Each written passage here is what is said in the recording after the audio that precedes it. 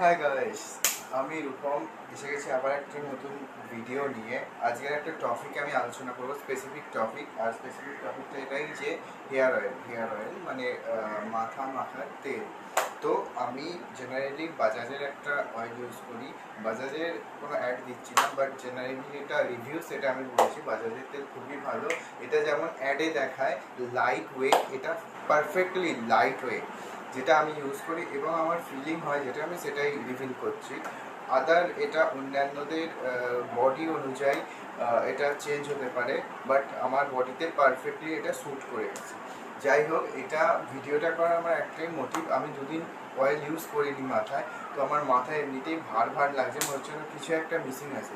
যাই হোক, যেটার জন্য ভিডিওটা বানাচ্ছি, আমি একটা রিলস দেখলাম এখন, তো একটা ডক্টর, একটা সার্টিফিকেট ডক্টর একটা ব্রডকাস্টে বলল যে হেয়ার অয়েল ইউজ করা ভালো না, মানে মিন্স আপনি হেয়ারে কোনো অয়েল ইউজ করবেন না। ওনার বক্তব্য অনুযায়ী আমাদের মানে হিউম্যান যে স্ক্যাল্প আছে সেটা একটা অয়েল প্রডিউস করে, তো এই অয়েলটার জন্যই আমাদের কোনো বাইরে থেকে অয়েল লাগানোর উচিত নয়। উনি আরেকটা যে বললেন যে যদি অয়েল লাগাতে হয় অনলি হেয়ারে লাগাবো, স্ক্যাল্পে মাসাজ করবো না।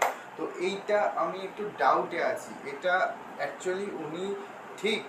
আদারওয়াইজ আমি যেটা ইউজ করি, মানে জেনারেলি মানুষ যারা মাথায় তেল মাখে, গ্রাম বাংলার মানুষ তো মাথায় তেল মাখে, তো এইটা এবার তাদের কোনো অসুবিধাও হয় না যে আমি বলবো যে না তেল মেখে এই অসুবিধা হয়েছে।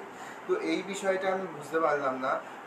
তোমাদের মধ্যে কোনো ব্যক্তি যদি এটা জানে, যদি আমাকে এটা ক্লিনভাবে রিভিউ দেন, তো আমি এটা বুঝতে পারি। কারণ আমার মনে হলো এটা সমস্যা, এটা আদৌ কোনো একটা হ্যাপা টপিক না, জাস্ট একটা জেনারেল টপিক। আমি এটা ডাউটে আছি, তো আমি ডাউটটা ক্লিয়ার করতে চাই। তো থ্যাংক ইউ সো মাচ, আপনারা আমার ভিডিওটা দেখছেন।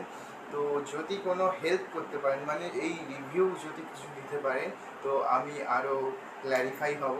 তো থ্যাংক ইউ সো মাচ। আপনারা যদি চান তো কমেন্ট করতে পারেন, আদারওয়াইজ আমাকে মেসেজ করেও বলতে পারেন যে এটা কোনটা ঠিক, ডক্টর অ্যাকর্ডিংলি, আদারওয়াইজ যে গ্রাম বাংলার মানুষ যেটা করে সেটা।